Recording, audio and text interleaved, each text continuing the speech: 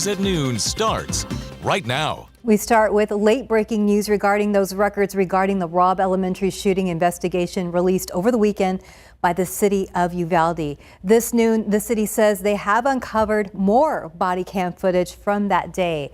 The city of Uvalde letting us know that an officer informed them that some of his body camera footage was not included in that initial release. Well, that's when the city did an audit and found that several videos were not released. Well, KSAT already reviewed 12 body camera clips from 5 officers, which included a look at the moment that law enforcement breached classroom more than 70 minutes after the gunman entered the school. 19 kids and 2 teachers were killed on May 24th, 2022. Well, here's what happens next. All the newly discovered video is headed to the DA for review. Then it will be released to the public and the media. We're going to update you when that happens.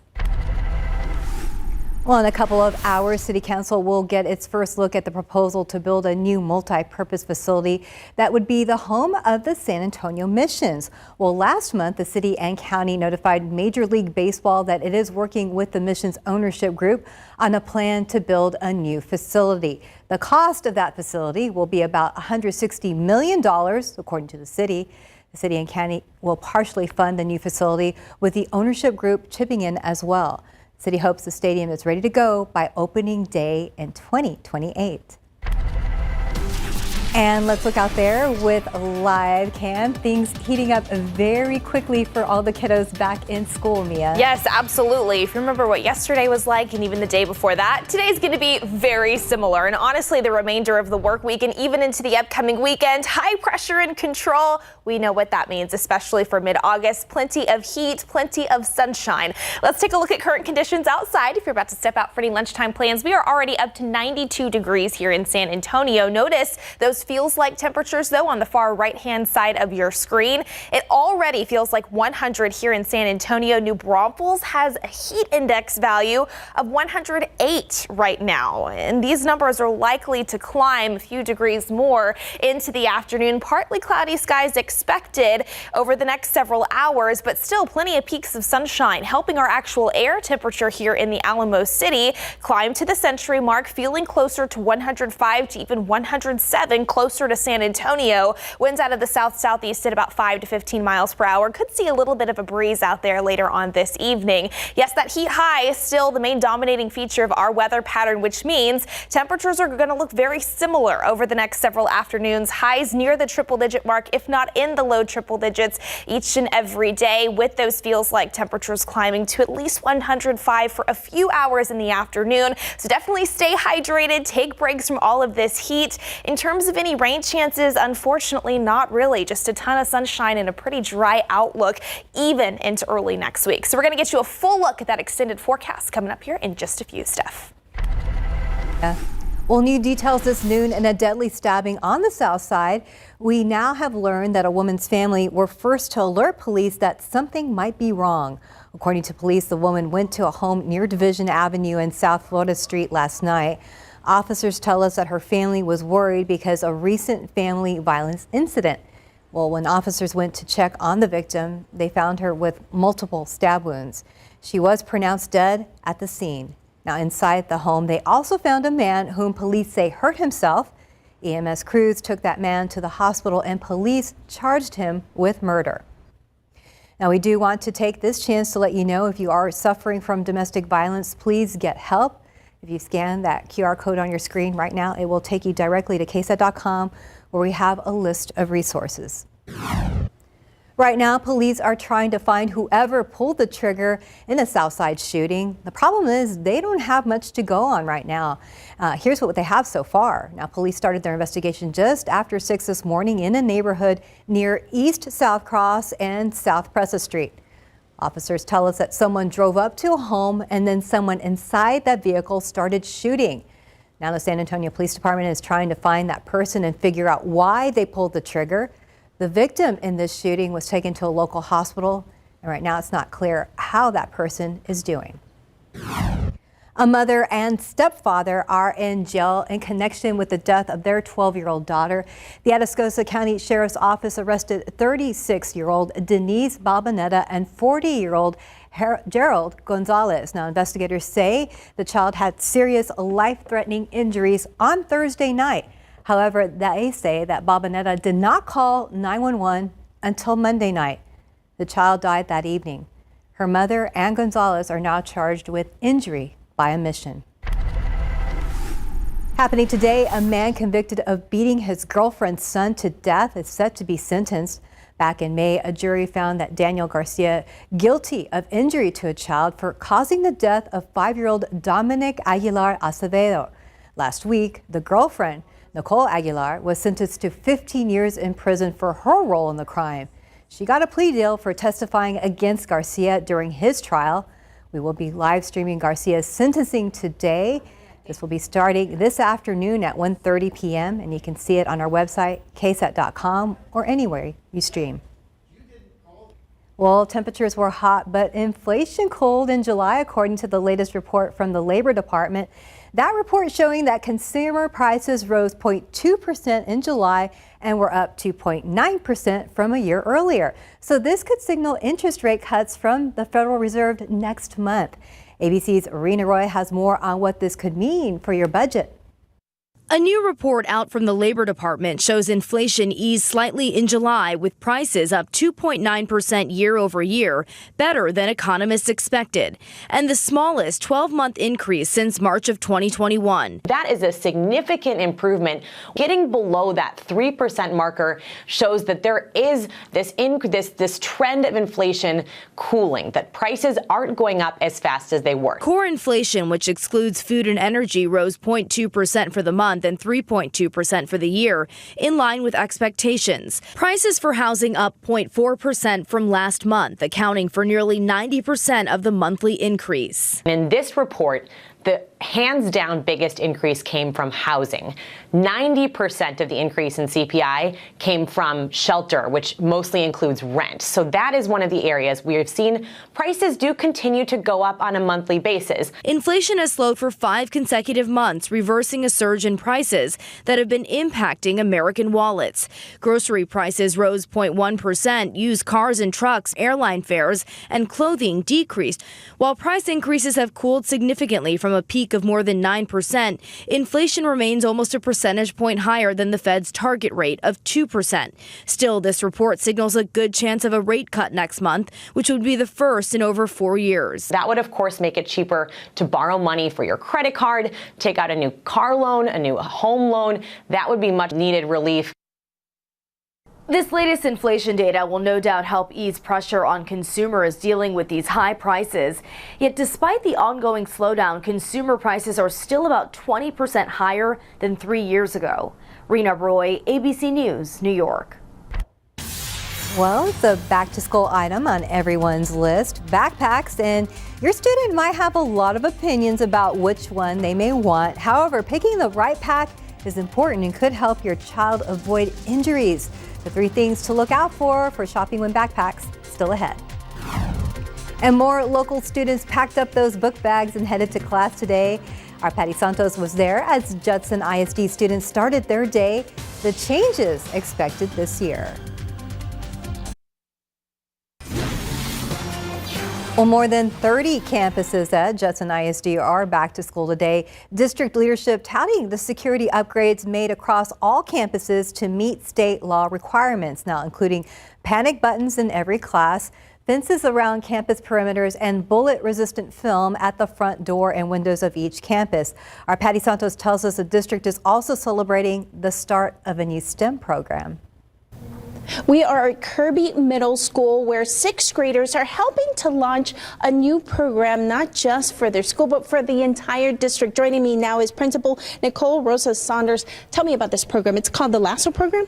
Yes, ma'am. So about 2 years ago, we applied for a LASSO grant, which is for school redesign. And so we were awarded the grant. This last year, I had the option of choosing a college prep or a STEM.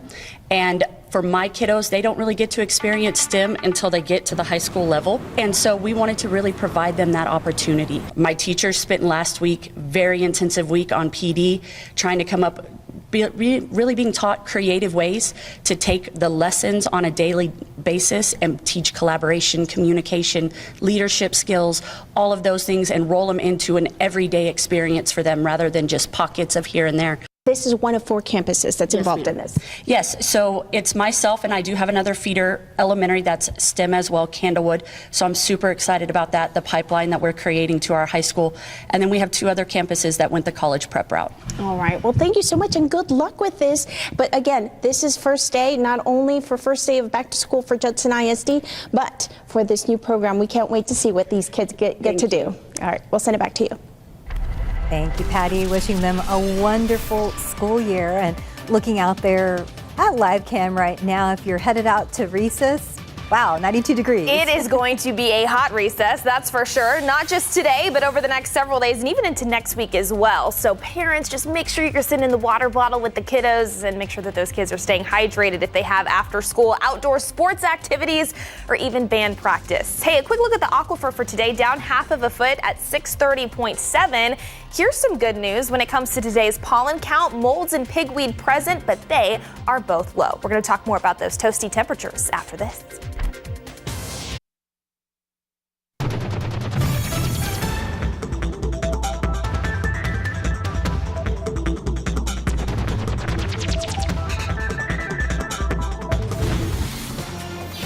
While classrooms get more and more high-tech, one thing remains the same. Book bags can get weighed down fast with those school supplies, and doctors say long-term damage isn't likely. However, too much weight can cause pain and strain. So we talked to a pediatric orthopedic surgeon about how to wear a backpack properly to prevent injuries.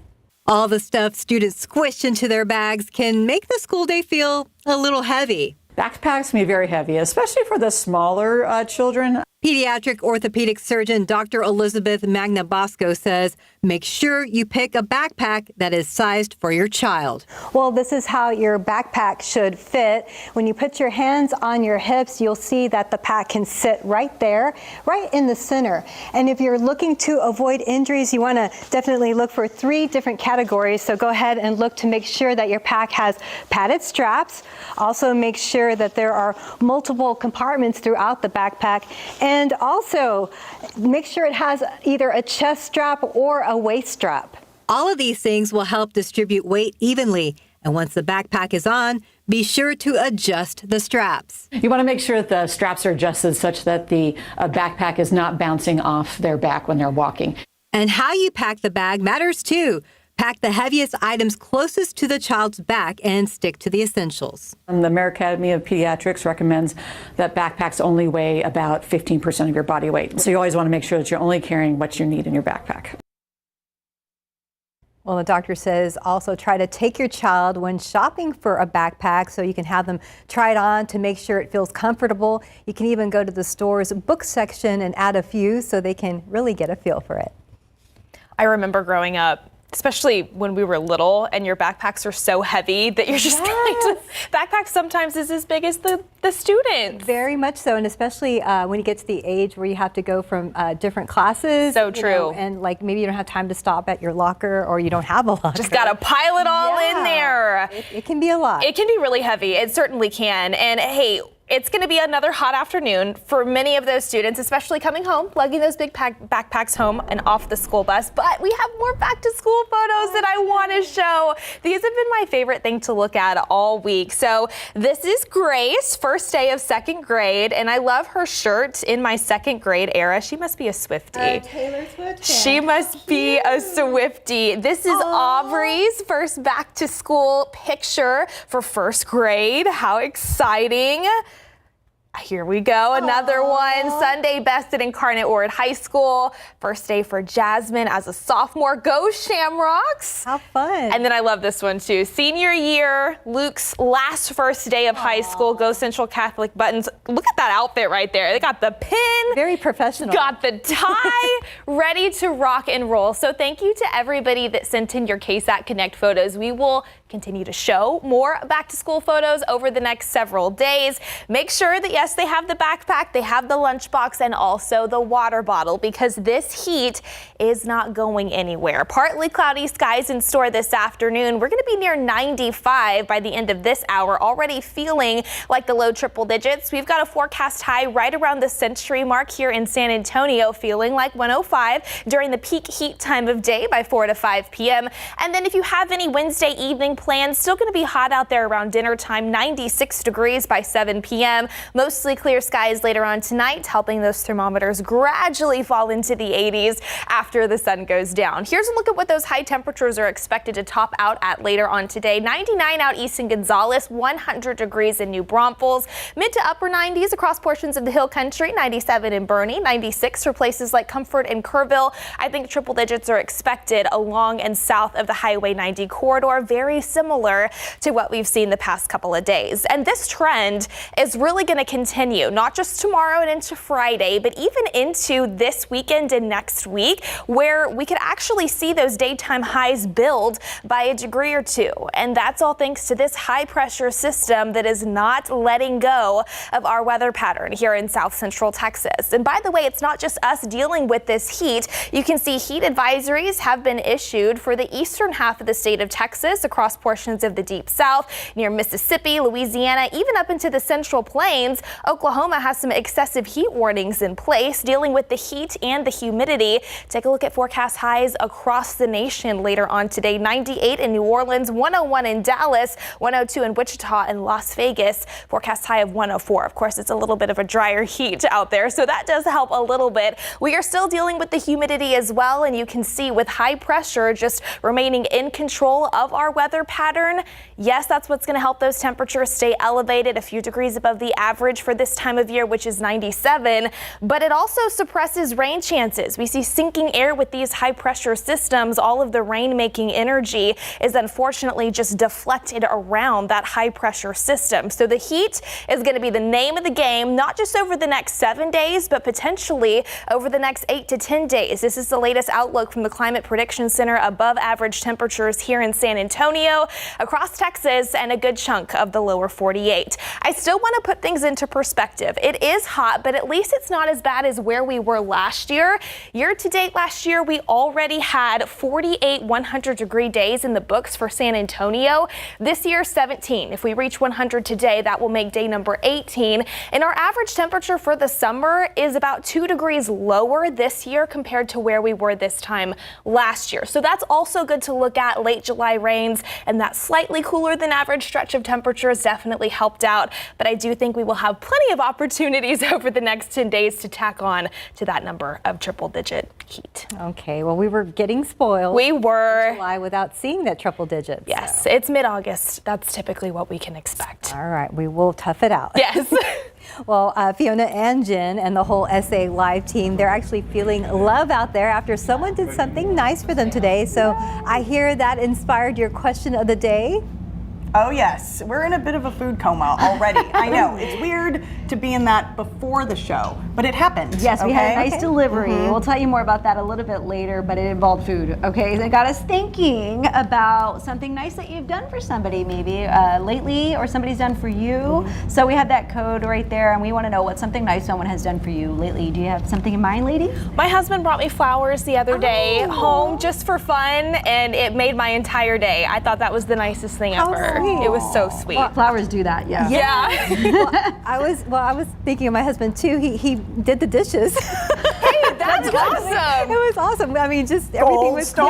Yeah, it's the little things, right? It's the little things. Yes. Oh, the little things are big. Yes. Mm-hmm. So we all have something, right? Yeah. Yes. I think Jen turned on the AC here. Yeah, that was great. That helped. Yes, with this heat.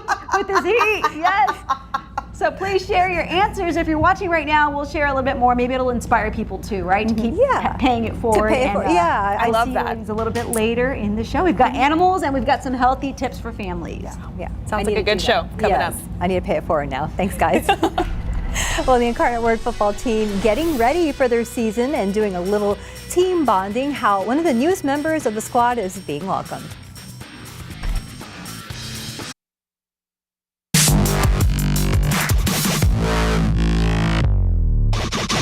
Steel Knights are one of the top Class 6A football teams in the state of Texas, and they've ranked number 10 in the state per Dave Campbell's preseason ranking. So the Knights went 13-2 last season, advancing to the state semifinals, and that's where their season ended to Summer Creek. Well, Steel is loaded on offense with 9 starters returning from last season. Just excited again to get the season going again. Feels like yesterday I was a junior getting ready for the season, so we had a great summer. A whole lot of work went in. Coaches put a lot into us, and we all worked individually together. And it's a whole lot of work, and I'm ready for the season to start. The vibe, I mean, we've just been ready to go at it. We've been waiting for day one. You know, guys been going hard the whole summer, working hard, so we're ready for that. Excited about to get the year started. We got a lot coming back, and we're excited to see what the year brings. Well, we're excited for them as well. The Knights will open the season with Liberty Hill on Friday, August 30th at Linoff Stadium. That's at 7:30 p.m. The Incarnate Word football team is almost 2 weeks away from its first game of the season when they host Northern Colorado. And one of the fun parts of the practice this week was seeing the camaraderie of the team in full song, not pictured singing happy birthday to offensive lineman Travion Newsom. Now, he transferred to UIW in the offseason, and he's really enjoying being a Cardinal. Man, it feels so good. Ever since I came here, it's been welcoming. No disrespect to my old school. I kind of feel a different love here. It's just a family. Especially during fall camp, it kind of brings us together more because we're around each other every day. I'm up from 5:30 in the morning to 9 o'clock, so I have to be around these guys. So building bonds, getting to know guys, we having different kind of conversations, deeper conversations. My boy T-New, yeah, it's great to have that camaraderie and that bond that we have with the other side of the ball. If we need each other throughout life, we can call on each other and be there for each other for sure. Oh, that's really cool. Welcome again, Travion. So kickoff for that home opener against Northern Colorado is at 6 p.m. on August 31st. Back to school season, it can get hectic, especially for students who are also dealing with type 1 diabetes. So how one student balances her routine to stay healthy. Story behind this shocking video, how a couple of toddlers ended up sitting in the middle of a busy Houston highway and the consequences their father could face. Well, we are learning more about some shocking video. 2 toddlers thrown from a Jeep during a major crash in Harris County. Jessica Woolley from Houston's KTRK reports that both children ended up sitting in the middle of the freeway in diapers. Shocking to see that. The unbelievable aftermath of a crash on I-10. 2 young children wearing only diapers sitting in the middle of crash debris. The dad was running towards They are stirring here, but initially Victor Cordova, I saw the little kids laying on the ground. Feared the worst. I thought they were actually they passed away. I thought they were dead. It was Sunday evening around 7 o'clock on the East Freeway near Beltway 8. Victor was driving home. Traffic had slowed and then parted, incredibly missing the children. Harris County Sheriff's deputies responded to the 2-car crash, the impact flipping the Jeep the children were in and then sending them flying. Their father, 25 years old, according to the sheriff's office, running back to them, Victor was relieved. Saw them kind of getting up and moving and trying to get up. I felt a little bit better as far as that, but I knew there was still some injuries. The sheriff's office tells ABC 13 the investigation is not complete, but the father could face criminal charges for not restraining his children. Crawl out of the Jeep. That is why Victor, a father himself, shared his video. For parents and for everybody, even if it's a short distance, to awareness of make sure you secure your kids properly. And his thoughts are with this family. Prayers to them to make sure they get well. Well, that was Jessica Woolley reporting, and car seats are important, and the National Highway Traffic Safety Administration says children need to be in a car seat until they can fit in a seatbelt properly. So any child under the age of 1 needs to be in a rear-facing car seat. Your child should remain rear-facing until they hit the height or weight limit of the car seat manufacturer. And once that happens, they can go to forward-facing with a tether or a harness. Now, after they grow out of the forward-facing car seat, they need to be in a booster seat until a seatbelt can lie snugly across your child's upper thighs and chest and shoulder, not their stomach and neck. Well, according to TxDOT, Texas law requires all children younger than 8 years old to be in a car seat unless they are 4 feet 9 inches tall. So you could face up to a $250 ticket for not properly restraining your child in the car. Happening tomorrow, Dog Talk is back, and this week it's all about the kiddos. So scan that QR code right now to send us any medical questions you have related to kids' care. We're going to take you to the questions to a local pediatrician who will join us for Dog Talk. That's tomorrow at 6:30 p.m.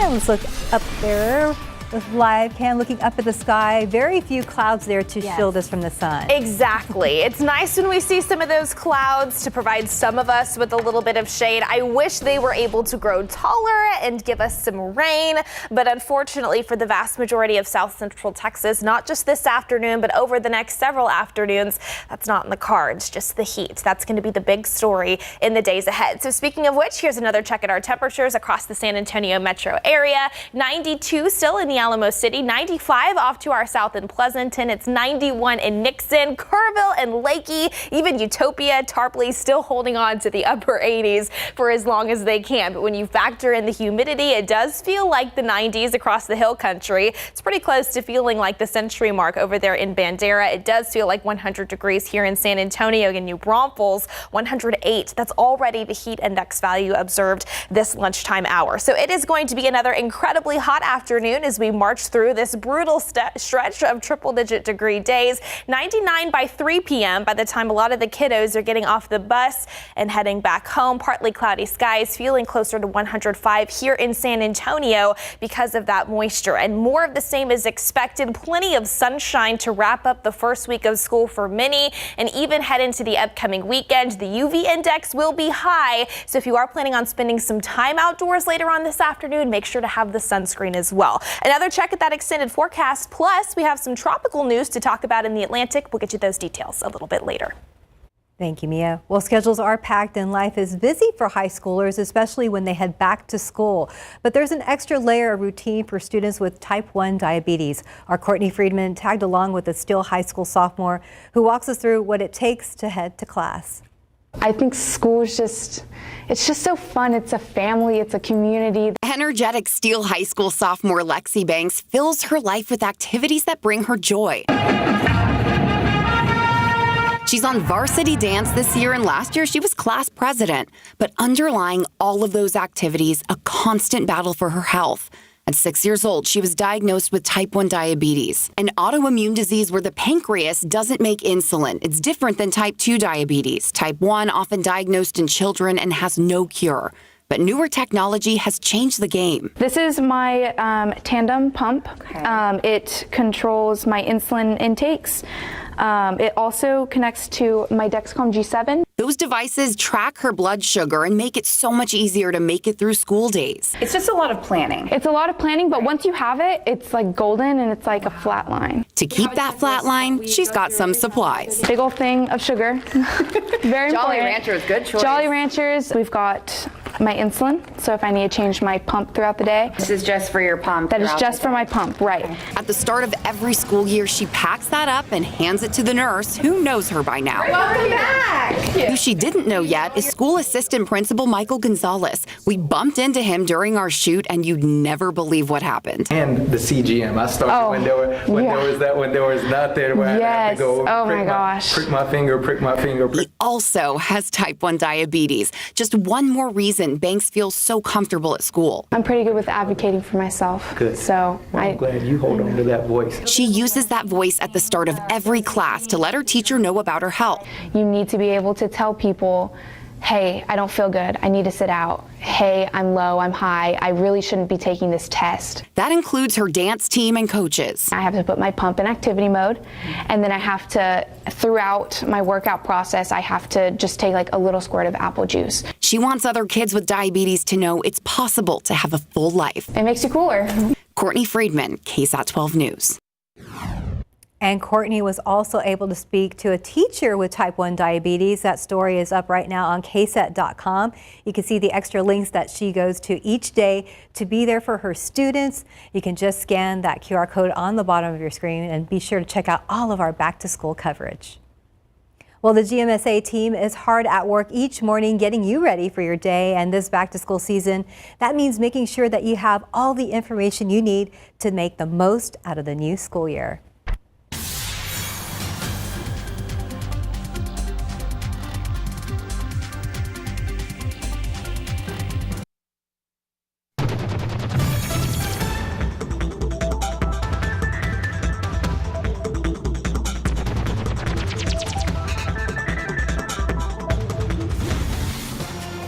Now to the new lawsuit against General Motors over the company's data tracking. ABC's Trevor Alt reports on how some are claiming it could lead to higher car insurance rates. General Motors in the hot seat. Texas suing the car maker, claiming GM violated the privacy of millions of Americans. The lawsuit claims the company misled customers into sharing data about their driving habits by enrolling them in technology-enabled safety programs and then selling that information collected by those programs to data brokers. That data on customers' driving habits allegedly ended up in the hands of insurance companies, prompting them to raise some customers' rates. This is the beginning of an era where we will continue to be connected in every possible way. Cars might seem like the last bastion of this cocoon-like environment, but it's one more thing that's getting connected. The lawsuit comes months after a New York Times investigation revealed GM and other automakers were selling customers' data, including the start and end times of trips and even instances of speeding or hard braking. The Texas Attorney General says millions of American drivers wanted to buy a car, not a comprehensive surveillance system. A General Motors spokesperson says the company has been in discussions with the Attorney General's office and says, quote, "We share the desire to protect consumers' privacy." Well, that was ABC's Trevor Alt reporting. The lawsuit says that the technology was installed on most vehicles with the model years 2015 or later.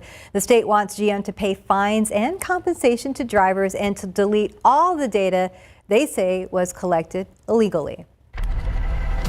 Out there with live cam. I think 92 will seem calm compared to the triple digits that we're expecting for the rest of the week. Yeah, later on this afternoon and for the rest of the week, just copy and paste weather thanks to that high pressure system. Plenty of sunshine. Those triple digits are expected to continue. All right, something fun. Little countdown here. School starting now. 10 days away from the start of college football. 19 days away from Labor Day. 78 from Halloween. 106 until Thanksgiving. Christmas only 133 days away. And you might be saying, okay, Mia, when are we expecting a good cold front to come in? On average here in San Antonio, that's late September. Sometimes in some years we see a good cold front come in early September. Other years it holds off into early October. No notable signs of that, at least over the next 10 days, just more heat. Another check at that extended forecast and the tropics after this. Tropical storm Ernesto has strengthened to a Category 1 hurricane just north of Puerto Rico, and that's according to the 10 a.m. update from the National Hurricane Center. So winds have crossed the 75 miles per hour threshold, giving it Category 1 status. Ernesto did not make direct landfall on Puerto Rico, but heavy rain and strong winds are impacting that island. At last check, more than 100,000 people were without power. Now the storm should move over the western Atlantic later in the week, gain strength, and it could reach major hurricane strength by Friday morning. Ernesto is expected to threaten Bermuda by the weekend. Yep, we're getting closer and closer to what we know as the peak of hurricane season. That's on September 10th. So starting to see some of that activity out there in the Atlantic right now, most notably, of course, Ernesto, which is our 5th named storm so far this season. This time last week, we were talking about Debbie. That just dumped rain across the eastern coast of the United States. Ernesto is not expected to have an impact on the United States rather than what we're seeing over there in Puerto Rico right now. Tropical storm warnings in place where you see that blue, and as Steph was just talking about, multi-inch rainfall totals expected over Puerto Rico, 6 to 8 inches, localized pockets of 10 inches, certainly possible by the time all is said and done. Now the center of Ernesto is north of Puerto Rico right now. Here is that latest update from the National Hurricane Center. As of just a couple hours ago, winds now up to 75 miles per hour sustained. It's moving to the northwest at 16 miles per hour. This particular system is expected to continue that northward jog over the next several days, potentially strengthening into that Category 3 major hurricane by Friday morning. Then notice it's expected to make its way closer to Bermuda into the start of the weekend, staying well east of the United States. Still, this is something that we are going to keep very close tabs on for you over the next several days. Other than that, out in the Atlantic Basin, things are actually pretty quiet right now, largely due in part to some Saharan dust that is starting to work its way farther off to the west. We're not expecting any Saharan dust to move in, at least any high concentrations of that over the next several days here at home, but also something we'll monitor. It is definitely the time of year to keep tabs on that as well. We've been talking about the heat over the past several days, even earlier in the newscast. Now I want to talk about the rain, or really lack thereof. You can see we don't have any notable rain chances in the forecast over the next 7 days here in San Antonio. All of that rain making energy just being deflected around that high pressure system that is still going to be the main controlling feature of the weather that we see here in South Central Texas. And not even over the next 7 days, potentially over the next 8 to 10 days as well. The latest precip outlook from the National Hurricane Center still calling it drier than average for a good chunk of the state of Texas. By the way, so far this August,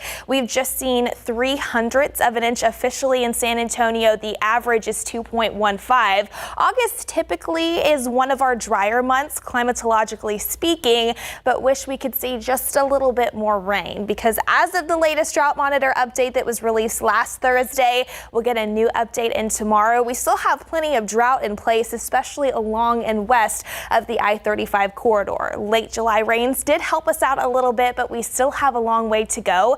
And by the way, it has been over 1,000 days since all of South Central Texas was last considered drought-free. Early September 2021 is the last time we didn't have any drought in place across our viewing area. So it has definitely been prolonged. Hopefully, as we get into September and even this fall, we can get some better rain chances in the forecast to help us chip away at all of that drought still in place. Until then, plenty of sunshine out there right now, a few passing clouds here and there. 92 degrees, feeling closer to 100. A little breezy. We've seen a few wind gusts upwards of 20 miles per hour. I think that will be possible even into this evening as well. But for the most part, the heat, that's what we're going to be dealing with yet again this afternoon. There's that forecast high around 100 here in town. Feeling closer to 105, then we'll start to see those temperatures fall through the low 90s and eventually into the 80s later on tonight. To look at high temperatures across the area, 104 later on this afternoon in Cotulla, 103 out west in Del Rio, as well as Laredo off to our southwest, 100 in New Braunfels. More of the same expected each and every afternoon. Plenty of sunshine. Temperatures could build by a degree or two even into early next week. We'll be right back. Good afternoon. Welcome back. We're talking to SA Live, Jen and Fiona over there. You got us in the mood to do something nice for other people now. Oh, see, that's what it's all about. It's paying it forward. Because wait till you hear, I know, we move as one, we speak as one. And this morning we had a really nice thing happen, for us there in the room, and we're going to tell you that story. But that's why we want to know what's something nice someone has done for you lately. It can really change your day, too. That one little nice gesture. And if you think it. Say the compliment. Okay, scan that code, and we will share some of those a little bit later. Yes. Okay. All right. We have got Amanda Winter with Once in a Wild Mobile Zoo here, and these animals can come to you. Who do you have here? This is Daniel, the red-footed tortoise. He's so cute. Oh my goodness. And this is a mobile zoo, guys. So he can come to you, and we've got a few others. A new animal, right? Well. Stay tuned for a new animal coming up. Okay. Also, it's that back-to-school season, so we called in the pro. We've got nutritionist Sarah here with Local Health Market. That doesn't look very nutritious. So you're going to show us some healthy swap outs for the bad stuff, right? Absolutely. And what are 3 things we should include in our dinner? Meat, healthy fat, and lots of vegetables. Doesn't that look delicious? It does. You know what? Simple. My kids would eat that. And simple, right? That is key. She's got a lot of tips for us today here on SA Live. All right, all that and more when SA Live continues in just a few minutes.